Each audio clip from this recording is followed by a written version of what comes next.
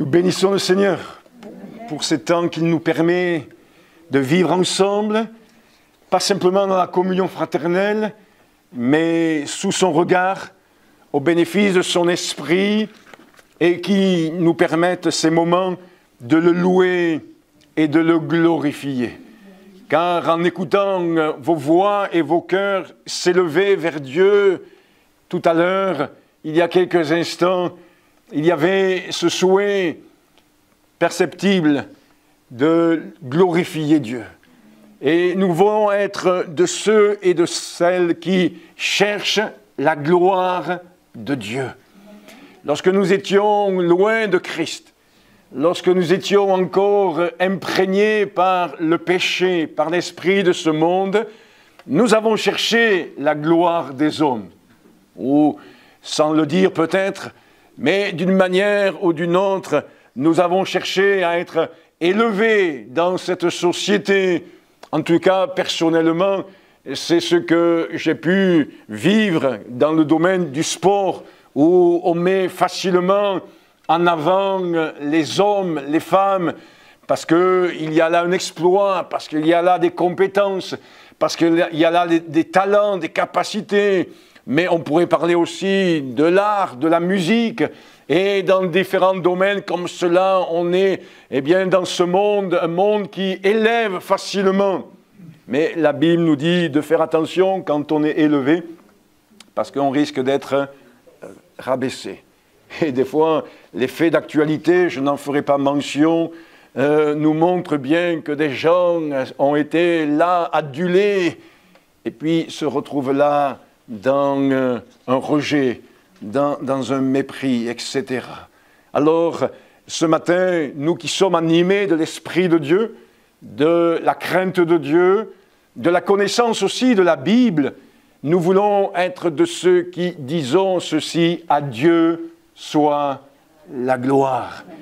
Et je sais qu'en abordant cette réalité que nous avons déjà, vous et moi, dans notre cœur, je vais peut-être me répéter ou peut-être dire des choses que vous savez. Mais je crois que c'est intéressant de pouvoir rappeler cela à notre âme, rappeler cela à notre cœur, rappeler cela à notre esprit. Ma femme vous dirait qu'il y a quelque chose que j'ai du mal à accepter, c'est quand, lorsque nous étions dans une autre église, on nous disait ceci: ah, on va à l'église de Jean-Luc. Non, on ne va pas à l'église de Jean-Luc. On ne va pas à l'église d'un tel ou d'un autre. On ne va pas à l'église qui se prénomme ceci, qui a ce nom, d'une manière ou d'une autre. On va à l'église de Jésus-Christ. Parce que c'est lui que nous voulons mettre en avant. C'est lui que nous voulons honorer. C'est Jésus que nous aimons par-dessus tout. Et parce que nous l'aimons par-dessus tout, nous voulons lui rendre toute la gloire. Et uniquement la gloire à lui. Parce que, comme nous l'avons chanté, il est digne d'être glorifié, élevé. Alors, pour introduire cette pensée que vous pourriez vous-même peut-être apporter à ma place, j'aimerais lire avec vous dans l'Apocalypse, le dernier livre de la Bible. Ce livre de l'Apocalypse nous projette dans des temps futurs, glorieux pour le chrétien. Nous ne voulons pas oublier cela. Le livre de l'Apocalypse, lorsque nous le lisons chapitre après chapitre, nous amène à considérer la gloire qui est devant nous, des temps bénis qui sont devant nous. Nous allons entrer dans la cité céleste, dans un lieu extraordinaire, merveilleux. Je n'en trouve pas les mots encore ce matin en vous parlant.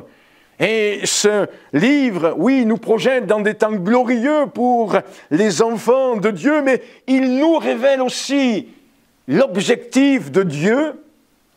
Dieu nous révèle l'objectif qu'il a à son égard. C'est surprenant qu'il soit glorifié, car lui seul est digne par rapport à ce qu'il est et par rapport à ce qu'il a fait. Il est digne, comme je le dis il y a quelques secondes, d'être glorifié. Alors, on ne va pas tout lire, tous ces versets du livre de l'Apocalypse qui nous parlent de la gloire de Dieu. Ce n'est pas une gloire à venir, c'est une gloire bien réelle. C'est une gloire par rapport au passé, une gloire bien présente et une gloire à venir, dans le sens que Dieu sera toujours Dieu est toujours digne d'être glorifié. Alors au chapitre 1, versets 4 et 5, je me suis permis juste de relever 3 références dans ce livre de l'Apocalypse et ensuite j'aborderai quelques aspects bibliques concernant la manifestation de la gloire de Dieu. Apocalypse chapitre 1, versets 4 et 5. Jean, aux 7 églises qui sont en Asie, que la grâce et la paix vous soient données de la part de celui qui est, qui était et qui vient, et de la part des 7 esprits qui sont devant son trône, et de la part de Jésus-Christ, le témoin fidèle, le premier-né des morts et le prince des rois de la terre, à celui qui nous aime, qui nous a délivrés de nos péchés par son sang et qui a fait de nous un royaume des sacrificateurs pour Dieu son Père. À lui soit la gloire et la puissance au siècle des siècles. Amen. Allons au chapitre 5 et au verset 11. Chapitre 5, verset 11. Je regardais et j'entendis la voix de beaucoup d'anges autour du trône, des êtres vivants et des vieillards, et leur nombre était des myriades de myriades et des milliers de milliers. Ils disaient d'une voix forte, l'agneau qui a été immolé est digne de recevoir la puissance, la richesse, la force, l'honneur, la gloire et la louange. Je suis sûr que peut-être ces versets ont été déjà soulignés ou fluotés dans votre Bible. Et le dernier texte, la dernière référence, c'est au chapitre 19. Tout d'abord le verset 1, et ensuite nous lirons le verset 7. Après cela, j'entendis dans le ciel comme la voix forte d'une foule nombreuse qui disait « Alléluia ! Le salut, la gloire et la puissance sont en notre Dieu. » Et au verset 7, il est dit « Réjouissons-nous, soyons dans l'allégresse et donnons-lui gloire. Car les noces de l'agneau sont venues, son épouse s'est préparée, et il lui a été donné de se revêtir d'un fin lin éclatant, pur, car le fin lin, ce sont les œuvres justes des saints. Amen. Et même, je rebondis sur le dernier verset que nous venons de lire, même si nous accomplissons des œuvres, il en est fait mention dans ce passage, il en est fait mention ailleurs dans la Bible, même si nous accomplissons des œuvres, nous devons glorifier Dieu et lui seul. J'envoyais des photos, parce que quelqu'un m'a demandé des photos de l'avancée des travaux de la future église, et la personne, m'a répondu « bravo ».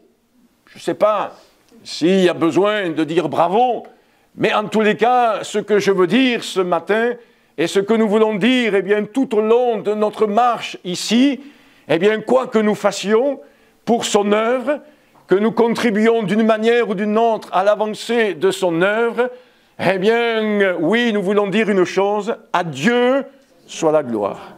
À Dieu les honneurs. À Dieu la reconnaissance. Nous ne voulons pas être simplement de ceux qui disent merci à Dieu, mais nous voulons être de ceux qui élèvons le Seigneur, le glorifions, le magnifions. Je le répète, et peut-être j'oserai encore le répéter dans ce message, nous voulons glorifier seulement et uniquement le Seigneur, parce que lui seul en est digne. C'est un profond désir chez l'enfant de Dieu, dans le cœur du chrétien, de celui qui est né de nouveau, qui a été régénéré par le Saint-Esprit. Et c'est un profond désir, un désir suprême, je dirais, de glorifier Dieu. J'ose même dire ce matin, frères et sœurs, chers amis, que c'est le sentiment qui domine le plus chez l'enfant de Dieu. Lui rendre gloire. Pourquoi? Parce que quand nous considérons ce qu'il a fait de nous, quand nous considérons son œuvre, quand nous considérons ce que nous avons considéré il y a quelques instants, quelques minutes dans ce lieu, l'œuvre de la croix, son sacrifice, oui, sa naissance miraculeuse, comme le disait quelqu'un dans la louange, qu'il a accepté d'être fils de l'homme, nous ne pouvons que lui rendre gloire. Et comparé aux exploits humains, alors ce n'est rien. Ce n'est rien. Les exploits humains sont éphémères. Les records humains sont éphémères. Le fait que l'être humain soit allé marcher sur la Lune, c'est éphémère. Ça n'a rien apporté à l'humanité. Pourtant, on nous avait annoncé que c'était un grand pas pour l'humanité. Ça n'a rien apporté aux besoins, à la misère, à la pauvreté, aux souffrances et à tout ce qui se passe dans ce monde. Par contre, ce que Jésus-Christ a accompli à la croix du Calvaire, sa résurrection, sa victoire sur Satan et les démons, sur les dominations et les autorités, son triomphe et son action encore aujourd'hui, tout cela nous amène à le glorifier et à dire à Dieu soit la gloire. Nous voyons dans la parole de Dieu, et je ne citerai que 2 exemples, d'hommes qui sont, oui, j'ose dire cela, outrés, agacés, qui sont chagrinés, qui sont même attristés au plus profond d'eux-mêmes, quand ils voient que le nom de Dieu est insulté, injurié, blasphémé. Le premier personnage, vous le connaissez autant que moi, c'est David. Il n'est pas encore ce roi. Il est ce simple berger qui garde les brebis de son père. Il n'est pas ce vaillant guerrier encore, puisque ce sont ses frères qui sont allés dans l'armée d'Israël. Lui, allez, c'est le petit dernier de la maison. Et lui, c'est pas celui qu'on voit en premier. Mais un jour, son père l'envoie sur le champ de bataille. Oh, pas pour combattre, mais il l'envoie sur le champ de bataille pour aller apporter de la nourriture, pour exprimer là un soutien matériel à l'armée d'Israël. Et puis aussi prendre des nouvelles de ses grands frères. Alors David obéit. David confie le troupeau à quelqu'un, à un serviteur, et il obéit rapidement à son père, et il va sur le champ de bataille. Vous lisez cela dans ce chapitre bien connu d'un Samuel 17. Et là, il constate quelque chose qui va l'attrister. Je parlais tout à l'heure, le peiner, l'outrer.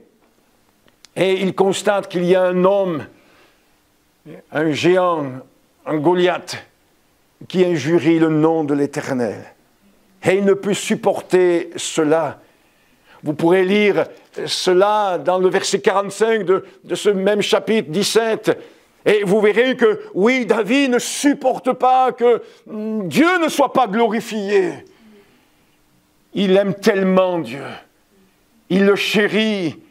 Les textes de la Bible, après cet événement, les psaumes écrits par David, tout ce qu'il a mis en place par rapport à son amour pour Dieu nous montre que oui, il chérit, il aime Dieu, il aime le nom de l'Éternel, il aime, élever le nom de Dieu.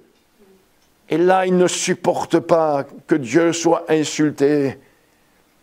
Il veut que tout ce qui est en lien avec Dieu ne soit pas blasphémé, injurié. Je suis sûr que vous avez les mêmes ressentis que moi je peux avoir quand nous sommes, au lycée, peut-être en ville, dans un magasin, regardant les informations, l'actualité, écoutant peut-être un reportage, etc. Et nous entendons des paroles blasphématoires sur le nom de Dieu, méprisant la personne même de Dieu, et bien d'autres choses comme cela. Et je suis sûr que votre cœur qui bat pour Dieu, votre amour pour Dieu ne peut pas rester comme cela, insensible à cette situation. Et il y a comme une tristesse qui monte dans votre cœur. Il y a là de la peine. Celui que vous aimez est bafoué. Celui que vous aimez est injurié. Celui que vous aimez le plus au monde est insulté, méprisé. Il y a là de la peine. J'imagine David, là devant cette situation, devant cet homme qui, non seulement insulte Dieu, mais insulte le peuple de Dieu. Et c'est pareil quand l'Église de Jésus-Christ, elle est bafouée, elle est méprisée. On nous prend pour des petites gens, alors que ceux qui sont intelligents, c'est ceux qui craignent l'Éternel. Alléluia. Combien il y a là une tristesse. Pourquoi? Parce que notre souhait ardent, je disais notre désir suprême tout à l'heure, c'est de glorifier Dieu. Parce qu'il a fait une œuvre extraordinaire qui nous amènera à ne pas vivre l'éternité en enfer, mais à vivre l'éternité dans un lieu de félicité, de gloire, un lieu majestueux. Un lieu de douceur, un lieu de bonté, un lieu où la gloire de Dieu sera notre éclairage et nous apportera ce bienfait extraordinaire. Il y a aussi cet exemple que je veux mentionner ce matin, que nous trouvons dans le livre des Actes des Apôtres au chapitre 17, lorsque Paul et Barnabas sont à Lystre. C'est un autre exemple par rapport à celui de Samuel 17. Et là, Dieu opère un miracle. Un homme est relevé de sa paralysie et la gloire de Dieu se manifeste. Alors, ces gens qui sont là, spectateurs, parce que vous avez toujours des spectateurs, commencent à dire, mais ce Paul et ce Barnabas, c'est pas des hommes.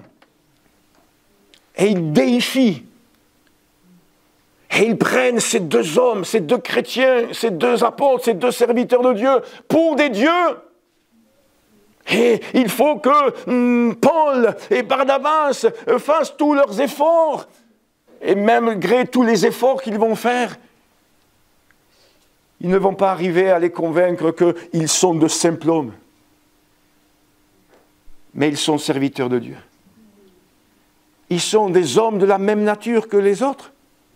Mais ils ont l'Esprit de Dieu. Et nous ne voulons pas oublier cela. Quoi que Dieu nous donne de vivre, quoi que Dieu t'ait donné de vivre, d'expérimenter comme puissance, force, comme miracle, comme prodige. Peut-être tu as prié pour quelqu'un, la personne a été guérie, c'est bien. Peut-être, tu as bénéficié de miracles. Peut-être tu as vu le ciel, tu as vu Jésus même, tu as eu des révélations extraordinaires. Nous ne voulons pas oublier que nous sommes des hommes et des femmes. Et que ce qui apporte de la valeur à nos vies, ce n'est pas ce que je suis, ce n'est pas mon CV, ce n'est pas mon histoire, ce n'est pas mon témoignage, ce n'est pas mon expérience. Ce n'est pas ce que Dieu m'a donné d'expérimenter. C'est Dieu lui-même en moi. Et c'est pourquoi nous le glorifions, nous l'élevons. Il y a comme cela chez l'apôtre Paul une souffrance, une blessure, je dirais même, en lui, voire même en nous aussi, quand Dieu n'est pas honoré comme il se doit. Je note pour vous ce matin ce que l'apôtre Paul dira en introduction de l'épître aux Romains, chapitre 1, versets 22 et 23. Cette douleur qui est en Paul, cette tristesse qui est chez Paul au sujet du fait que, on a changé la gloire de Dieu en des choses misérables, charnelles. Il dira ceci, se vantant d'être sages, ils sont devenus fous. Ils ont changé la gloire du Dieu incorruptible en image représentant l'homme corruptible, des oiseaux, des quadrupèdes, des quadrupèdes et des reptiles. Et même, il poursuivra, et jusqu'à la fin de ce chapitre, il développe les conséquences néfastes et perverses de ce choix qu'il y a eu chez l'être humain. Ils ont changé la gloire du Dieu incorruptible pour mettre en valeur quoi? La pensée humaine, le raisonnement humain, les conceptions humaines. Oui, on est considéré comme vieux jeu. Oui, on est considéré comme arriéré quand on n'adhère pas pleinement à tout le fruit de la réflexion humaine aujourd'hui. Et je ne vais pas détailler tout ce qui est le fruit de la réflexion humaine aujourd'hui. Mais nous comprenons très bien les choses en lisant ce premier chapitre de l'Épître aux Romains. Ils ont changé la gloire du Dieu incorruptible. Ils se sont fait leur propre idée, leur propre Dieu. Et cela amène l'apôtre Paul dans une situation de tristesse. Je priais le Seigneur cette semaine en disant, « Seigneur, permets que cette tristesse demeure en moi quand tu n'es pas glorifié. Permets que cette forme de peine demeure en moi quand ton nom n'est pas élevé. Je ne veux pas m'habituer à entendre le nom de l'Éternel blasphémé. Je ne veux pas m'habituer à ce qu'on ironise sur Dieu. Excusez-moi de le dire comme ça, on blague, on plaisante sur le nom de Dieu. Je ne veux pas, parce que Dieu est pur, Dieu est saint, et parce que Dieu, je l'aime. Et nous voulons qu'il soit glorifié, élevé. Quel drame lorsque l'homme s'approprie une gloire. Oh, c'est vrai, je note et je passe à un point suivant. Un exemple, je l'admets, particulier, que vous lirez dans le livre des Actes des Apôtres, que vous avez sans doute déjà lu au chapitre 12, du verset 1 au verset 23. Il y a là l'arrogance d'Hérode, qui n'a pas donné gloire à Dieu. Et la foule va être là à donner gloire à un homme. Et une catastrophe va se passer. Une situation difficile va se passer. Mes amis, considérons que, oui, le temps passe, mais il n'y a rien de nouveau sous le soleil. Que Dieu fasse en sorte que nous ne puissions pas, donner gloire à un homme quel qu'il soit, et que nous puissions donner toujours la gloire à notre Dieu. Que Dieu soit glorifié en tout temps. C'est là l'état d'esprit que Dieu a mis en nous par son esprit. C'est là la manière de voir les choses qui résulte de cette grâce qui a surabondé dans notre vie, de ce pardon qui nous a été accordé, de cette position que nous avons maintenant en Jésus-Christ, dont on a parlé dernièrement, et de cette grâce d'avoir été éclairé et d'avoir eu la révélation que Jésus est la vérité, le chemin, la vie, et que nul ne peut entrer dans cette éternité avec Dieu s'il n'accepte Christ comme son sauveur personnel. Et si ce matin tu n'as pas encore reçu Jésus dans ton cœur comme ton Seigneur, comme ton sauveur, abandonne le péché, abandonne ces choses qui sont éphémères et reçois Christ. Et ta vie prendra une dimension profonde, puissante et oui, glorieuse, parce que Jésus vivra en toi et avec toi. Oui, à l'image de ce lépreux qui est revenu vers Jésus. Il y en avait 10 qui se sont approchés de Jésus de loin parce que la loi ne leur permettait pas de s'approcher trop près de la foule et de Jésus. Et ils se sont approchés de Jésus et ils ont demandé grâce. Et Jésus va leur donner une parole de foi, leur demander d'obéir aussi à cette parole de foi qu'il leur donnait. Et alors qu'ils partaient pour être consultés, dirons-nous ce matin, par les responsables religieux pour vérifier qu'ils étaient guéris, ils ont été guéris. Et il y a un seul de ces 10 lépreux, ou de ces anciens lépreux, qui est revenu vers Jésus. Vous lisez cela dans Luc au chapitre 17. Et au verset 17 de ce chapitre 17, Jésus fait la remarque suivante. Ne s'est-il trouvé que cet étranger pour revenir et donner gloire à Dieu? Et en relisant ce passage très connu, je me suis dit, il n'est pas simplement venu pour dire merci, mais il est revenu pour donner gloire à Dieu. Oui, nous sommes animés de remerciements à l'égard de Dieu. Et l'expression de la louange que nous avons chaque jour à l'égard de Dieu, pas simplement lors des cultes à Dieu, mais tous les jours de notre vie, montre bien que oui, nous sommes reconnaissants. Et nous aimons dire « Merci Seigneur, merci Jésus ». Mais ce n'est pas suffisant, si vous le permettez, que je le dise ainsi. Nous sommes, oui, de ceux qui sommes reconnaissants, mais la reconnaissance n'est pas le fait aussi de donner gloire à Dieu. Et nous devons associer les deux, la reconnaissance et le fait de rendre gloire à Dieu. N'oublions pas, certes de dire merci à Dieu, mais n'oublions pas de lui rendre toute la gloire et de le glorifier. Pas simplement des remerciements, mais de pouvoir dire, oui, je n'y suis pour rien dans l'expression de cette grâce. De pouvoir dire, c'est Dieu qui a fait ça en moi.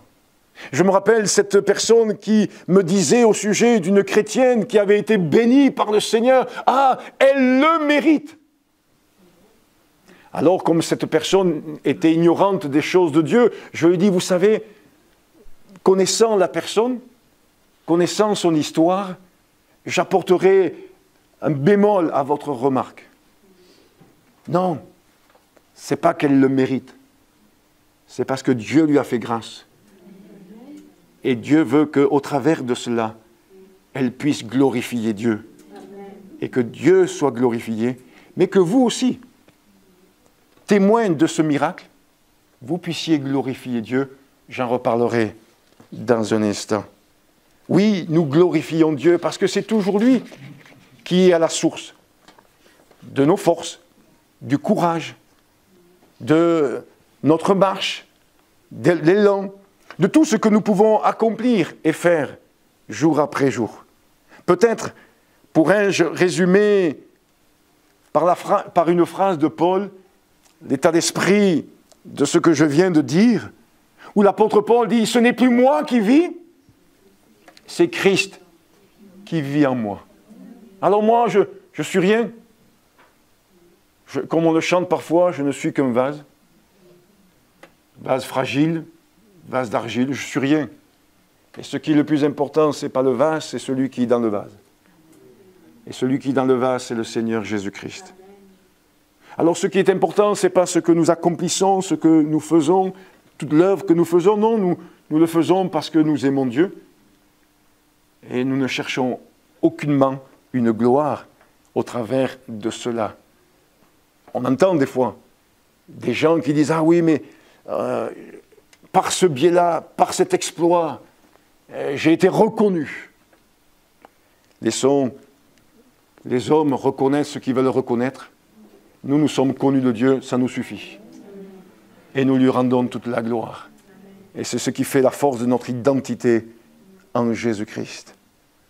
Lorsque l'apôtre Paul va dans le livre des Actes des Apôtres, au chapitre 21, faire un compte rendu de son service auprès des Juifs, il est dit au verset 20 de ce chapitre que quand ils eurent entendu ce compte rendu, ils glorifièrent Dieu. Moi, j'aime bien cette expression, cette réaction. Ils glorifièrent Dieu. Ils n'ont pas dit « Waouh, Paul, quel ministère!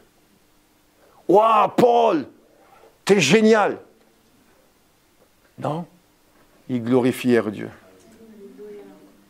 Et je crois que c'est bon de pouvoir se remémorer un peu ces choses-là, mes amis. Oh, quand même, je reconnais que parfois, parce que des fois ça peut partir de bons sentiments, mais on met en avant quand même l'homme ou la femme. Mais celui que nous voulons mettre en avant, c'est Dieu. Et seulement Dieu. Telle Église se développe bien. Gloire à Dieu. Telle Église persévère malgré les combats. Gloire à Dieu. Telle Église a un petit noyau et il n'y a pas encore à ce jour de développement dans l'évangélisation, j'en bégaye. Mais gloire à Dieu pour la persévérance de ce noyau, de ceux qui se tiennent là à la brèche. Y a-t-il une différence entre une église ou une autre? Non. Parce que quand nous regardons les choses, c'est Dieu qui est à la source de toutes choses.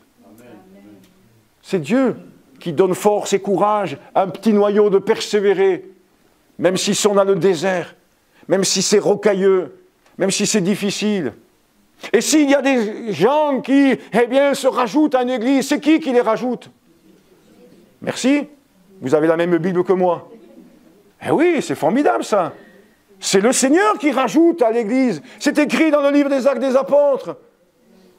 Le Seigneur rajoutait à l'église. Alors gloire à Jésus ou gloire à Dieu qui rajoute à l'église ceux et celles qui sont sauvés.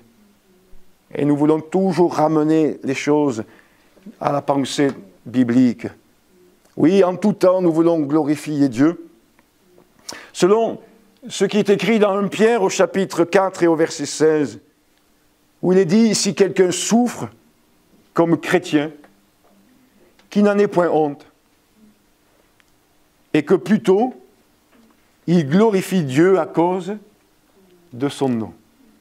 Alors là, il n'est pas question dans le contexte de souffrance physique, quoique, mais il est question là d'opposition, de difficultés que l'on peut rencontrer des fois sur le plan familial, des fois sur le plan du foyer, parce que l'un des conjoints n'est pas à Christ. Ou d'autres choses. Je connais des personnes qui se sont retrouvées abandonnées. Pourquoi? Parce que le mari ou la femme n'a pas accepté que son conjoint se convertisse. Il a claqué la porte, elle a claqué la porte. Et il y a là une souffrance. D'un côté, j'ai choisi Jésus, et de l'autre côté, je suis abandonné. Mais qu'en tout temps, en toutes circonstances, comme l'invite l'apôtre Pierre, nous puissions glorifier Dieu. Il dit, et que plutôt il glorifie Dieu. Dans le sens que, plutôt que de se lamenter, plutôt que de gémir, plutôt que d'être mélancolique, plutôt que de revenir sur le passé, où on s'est peut-être loupé, etc. Mais Dieu fait grâce. Et même si je me suis loupé, Seigneur, même si je n'aurais pas dû peut-être prendre cette décision, même si je n'aurais pas dû faire ce choix, même si je n'aurais pas dû me remarier, Seigneur, tu me tiens debout. Tu m'aides, tu me soutiens. Je t'ai déjà demandé pardon pour ces choix qui ont été faits activement, ces choix, ces décisions qui ont été prises sans ton conseil. Je t'ai déjà demandé pardon, Seigneur, mais je ne peux pas revenir en arrière. Alors, Seigneur, je te glorifie parce que tu me tiens debout. Tu me fais grâce, tu m'aides. Et tu me soutiens. C'est ce qui amènera, et c'est ce qui nous amène aussi plutôt à nous approprier ce verset. Peut-être vous l'avez déjà eu à l'esprit pendant que vous m'écoutez, le psaume 115, le verset 1, où il est dit ceci, non pas à nous, Seigneur. Vous connaissez la suite. Non pas à nous, Seigneur, mais à ton nom, donne gloire. Vous avez peut-être trouver que c'est exagéré, même si c'est filmé, c'est pas gênant.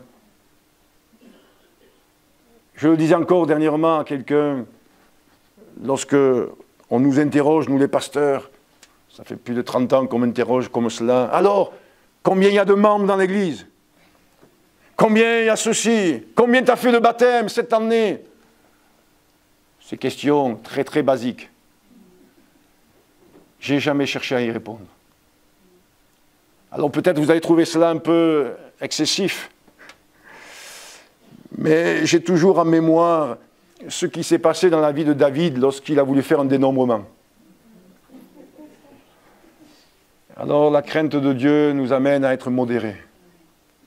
Je disais dernièrement à quelques personnes, vous savez, je ne veux pas donner des informations parce que je ne voudrais pas être subjectif.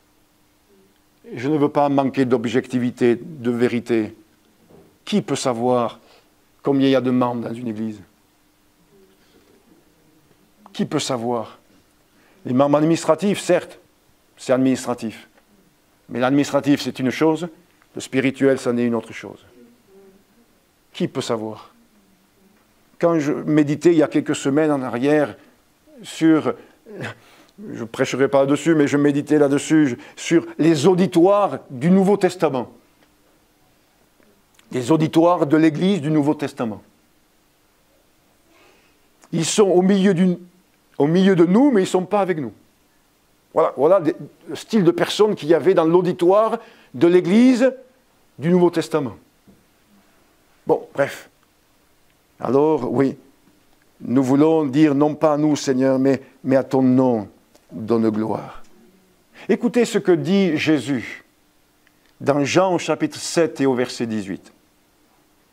Celui qui parle de son propre chef cherche sa propre gloire. Mais celui qui cherche la gloire de celui qui l'a envoyé, celui-là est vrai et il n'y a point d'injustice en lui. Jésus parle de lui-même. Mais permettez que nous puissions nous appuyer sur cette remarque de Jésus et de pouvoir dire, oui Seigneur Jésus, toi, tu as eu cette attitude, tu as eu cette manière d'être, et quand vous lisez les évangiles, vous ne pouvez que constater ce fait, Jésus ne va chercher qu'une seule chose, la gloire de son Père. Que son Père soit glorifié. Relisez tous ces passages, et particulièrement dans l'évangile de Jean. Et je veux m'approprier cette attitude du Seigneur Jésus-Christ. Et de dire, oui, Seigneur Jésus, je veux rechercher la gloire de celui qui m'a envoyé. Et vous êtes des envoyés. Et quand on est à Christ, on est des envoyés. Peut-être pas dans le sens apostolique du terme, du mot apôtre, envoyé. Mais nous avons tous été envoyés, selon Marc chapitre 16, verset 15. Allez et faites de toutes les nations des disciples. Et nous savons que le Seigneur Jésus nous envoie vers la jeune génération, vers les personnes âgées qui sont à deux doigts de mourir et de rentrer dans l'éternité. Et nous voulons rechercher dans tout cela la gloire de Dieu. C'est ce qui nous réjouit quand Dieu est glorifié. Il suffit de voir combien nous sommes troublés quand un fait, un geste, une parole n'est pas la gloire de Dieu, comme je le disais tout à l'heure, quand le nom de Dieu est bafoué, mais à contrario, quand le nom de Jésus est élevé. Je lisais l'interview d'un joueur de foot du Montpellier Hérault Sporting Club. Je ne dirai pas son nom, mais vous pouvez lire cela dans les journaux de foot, de sport, et il parle de son témoignage. Il parle de sa foi en Jésus. Il parle de cette foi en Jésus qu'il a aidé, qu'il a secouru. Je pourrais vous le lire tout à l'heure parce que j'ai le lien sur le téléphone. Quelle grâce de savoir. Alors quand j'ai lu cela, ça m'a réjoui de voir quelqu'un qui est là dans une situation particulière, dans un cadre particulier, mettre en avant le nom de Jésus. Et nous voulons nous réjouir quand le nom du Seigneur est glorifié. Oui, réjouissons-nous quand le nom de Jésus est glorifié. Parce que malheureusement, nous sommes si souvent peinés quand il ne l'est pas. Alors que nous puissions permettre, et ça sera mon troisième point, mais beaucoup plus court que les deux premiers, à Dieu de se glorifier. Ou plutôt que nous puissions permettre à ce que Dieu soit glorifié. Un verset m'a interpellé, et je vous le dépose, je vous le livre maintenant. C'est ce que nous lisons dans Matthieu au chapitre 5, verset 13 jusqu'au verset 16. Vous connaissez sans doute ce texte, même si la référence ne vous dit peut-être rien. C'est quand, dans le sermon sur la montagne, Jésus dit « Vous êtes la lumière du monde ». Ah, de suite, ça éveille notre esprit. Où il dit ceci, « Vous êtes le sel de la terre ». Et il termine ce petit paragraphe, nous pourrions dire ainsi, en disant ceci, que votre lumière luise, verset 16, ainsi, et le ainsi est important, que votre lumière luise ainsi devant les hommes, afin qu'ils voient vos bonnes œuvres et qu'ils glorifient votre Père qui est dans les cieux. Et quand j'ai lu cela, ou je l'ai relu plus exactement, je me suis dit, mais waouh, c'est bien ce que nous désirons au plus profond de notre cœur. Pas simplement que nous glorifions Dieu, mais nous désirons que, oui, ceux qui ne sont pas encore, eh bien, à Christ, ceux qui nous observent sur notre lieu de travail, dans notre quartier, sur notre lieu d'études, etc., ils puissent, parce que nous avons ce bon comportement, cette bonne attitude, etc., je ne vais pas rentrer en détail sur toute la dimension du témoignage personnel, ils puissent glorifier Dieu. Nous avons entendu, je pense vous aussi, des témoignages de collègues de travail de chrétiens qui ont pu dire « Ah mais lui ou elle, en tous les cas, elle est consciencieuse parce qu'elle est chrétienne. Lui, il est sérieux parce qu'il est chrétien. » Et ils font ce rapprochement entre le fait d'être à Christ et une bonne attitude, une bonne manière de fonctionner. Quelle bénédiction! Parce que ça amène ces gens à glorifier Dieu. Et nous leur disons, eh bien, ceci, oui, mais ce que je fais, c'est pour le roi des rois. Et nous sommes là dans l'obéissance à la parole de Dieu, parce que la Bible nous dit que tout ce que vous faites, faites-le comme pour le Seigneur. Eh oui. Et nous le faisons parce que oui, nous voulons glorifier Dieu. Nous voulons, eh bien, par notre attitude, notre sérieux, notre application, notre droiture, notre honnêteté, nous voulons glorifier Dieu. Et ça passe par là. Alors oui, nous nous attardons sur ce verset, que votre lumière luise ainsi devant les hommes, afin qu'ils voient vos bonnes œuvres et qu'ils glorifient votre Père qui est dans les cieux. Nous en parlerons cet après-midi dans le cadre du baptême, de la réunion qu'il y aura cet après-midi, mais nous ne pouvons pas nier le fait que s'engager avec Jésus, ça a une dimension publique. Allez, acceptez ce fait, prenez-le dans l'esprit de la prédication de ce matin. Nous sommes appelés en tant que chrétiens à être des hommes publics et des femmes publiques. On n'est pas appelé à vivre dans un monastère, que ça rassure celle qui va se faire baptiser cet après-midi. Mais on est appelé à être des hommes publics, à être en public. Et donc, quand on est en public, on est observé. Moi, ça ne me gêne pas d'être observé. Ben oui. Parce que, eh bien, ça peut amener à ce que Dieu soit glorifié.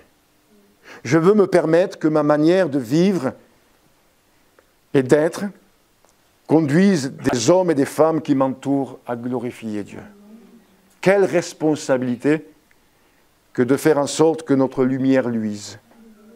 Alors, la gloire de Dieu est aussi manifestée, et c'est là aussi notre prière, et je conclus ensuite, C'est écrit dans Matthieu 15, versets 29 à 31.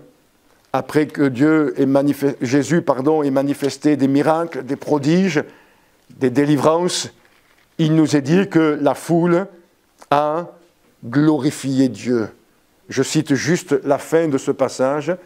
En sorte que la foule était dans l'admiration de voir que les muets parlaient, que les estropiés étaient guéris, que les boiteux marchaient, que les aveugles voyaient, et elle glorifiait le Dieu d'Israël. Gloire à Jésus. Alors, n'attendons pas d'être au ciel pour rendre à Dieu la gloire qui lui est due. Cherchons et œuvrons pour qu'il le soit dès maintenant. Et je rajouterai de plus en plus. Et je termine avec ce chœur, ce chant, ce cantique qui a bercé mon enfance et peut-être la vôtre si vous étiez dans des églises évangéliques de Pentecôte. À Dieu soit la gloire pour les choses qui l'a faites. Et avec le psalmiste et le psaume 24, nous disons ceci, mais il y a 3 versets, alors je vous inviterai à les lire. Eh bien, que le roi de gloire fasse son entrée. Et nous voulons que, oui, ce roi de gloire soit glorifié et magnifié, élevé, béni. Vous voulez bien que nous nous recueillions et que nous disions, Seigneur, merci, tu nous as fait voir ta gloire parce que nous avons mis notre foi en toi, mais au-delà de cela, nous voulons te rendre toute la gloire et seulement la gloire. Alléluia.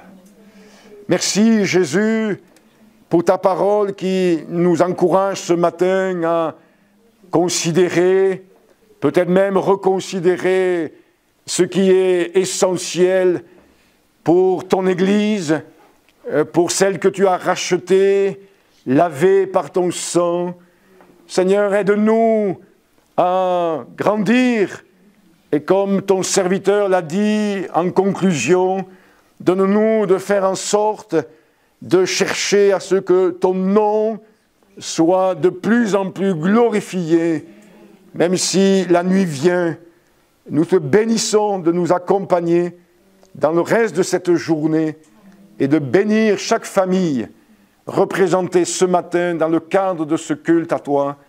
Amen.